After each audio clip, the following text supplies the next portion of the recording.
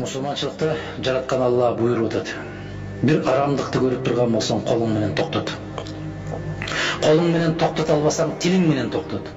Тилиң менен да токтото албасаң, ошону жеп көр дейт. Көрдүңүзбү? А мен Кыргызстандагы арамдыкты көрүп туруп, алты саным аман туруп, акылым жетип туруп, эмне үчүн мен ошого күрөшпөшүм керек? Адам болчу, ким болсоң ошол бол. Кайсы кесиптин ээси болсоң ошол бол. Бирок адам болуш милдеттүү. Мен Алланын алдында кантип жооп берем? Не деп жооп берем? Биз Кудайдан үмүт кылбай, пендеден үмүт кылабыз да. Рызкыны кызмат бербейт. Рызкыны жараткан берет.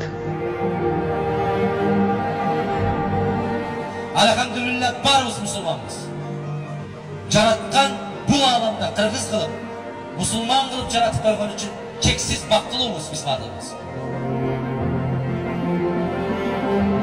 Кайрымдуулукту жасап атканда оң колуң бергенди сол колуң билбесин. Мен көкүрөк какканды өтө жек көрөм. Муну жасадым, аны жасадым деп. Мен элдин ыраазычылыгы үчүн жасабайм, мен Аллахтын ыраазычылыгы үчүн жасайм.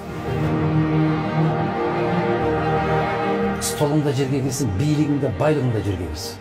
Кеп каргышта турат. Каргыш тиет.